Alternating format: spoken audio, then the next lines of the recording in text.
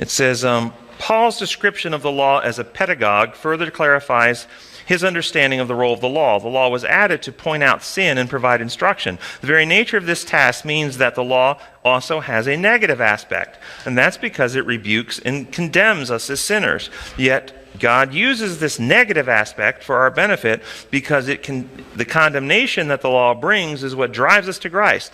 Thus the law and the gospel are not contradictory. God designed them to work together for our salvation. Did anyone besides me have a problem with this passage? This is all... It all is based on their paradigm, where they're coming from. Thank you. You wouldn't say an MRI scanner and its results are bad. Thank you. So this is diagnostic, what I was about to say, of the minds of the people who wrote this. From the abundance of the heart the mouth speaks, good man brings forth good. This is telling you that they're operating on a human law construct, which Paul says in Hebrews 5, if you're at this level, you are not, this is a quote from Hebrews now, not me, you are not acquainted with the teaching about righteousness. They're trying to teach us about righteousness by faith. But if you have this model, you're not acquainted with the teaching about righteousness, but they're the teachers. This is why there is a form of godliness but no power, because people are claiming righteousness in some legal setting where they're declared to be righteous, but they're not righteous. So the law, does the law have a negative aspect, anybody? No. And you're right. I love the example of the MRI. Why was the law added, by the way? Because it was needed. Oh, but hey, why did Adam run and hide from God, by the way? Why did he run and hide from God? Did he do it before or after the law at Sinai? Before. Before the law was given at Sinai. He's running and hiding from God. And was he experiencing condemnation? Yes. But the law hadn't been given yet. How can he be condemned if the law hasn't been given yet? Because the law, according to this, condemns us, which makes us then in fear go to God. But in fact, when you're under condemnation, condemnation actually causes you to go where? To run and hide from God. This is why we still don't have transformation, because they're teaching that it's a good thing that the law condemns you when you feel like you should be punished and you feel shameful and you feel guilty. That's a good thing. But what that thing leads you to do is leads you to run and hide from God. And that while you're running and hiding from God, you're sowing your fig leaves. So when he finds you, you won't be naked. And what are your fig leaves? Well, I've got the payment made. I've got the robe. I'm going to claim that so he can't see me. I've got the blood covering me, so when the Father looks at me, he can't see my sin. I've got my advocate standing between me and him, so he can't get near me. I'm putting all these obstacles in the way of me and him because I'm under condemnation. This is what they're teaching. It's corrupt.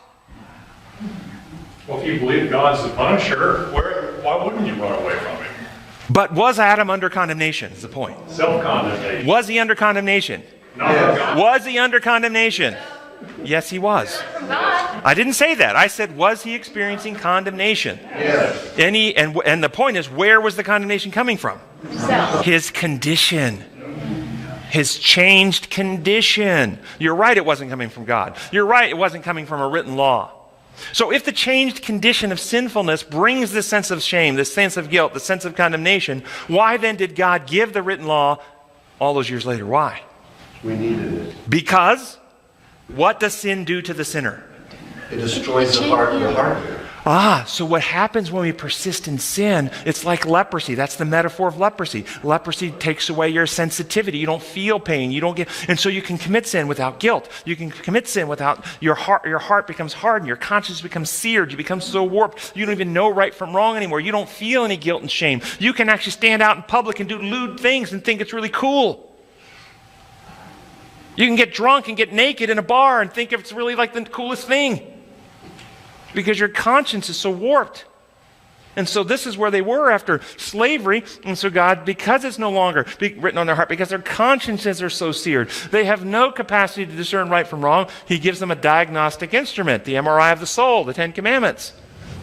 And then, as Wendell was saying, if you go into an MRI and the MRI finds a tumor,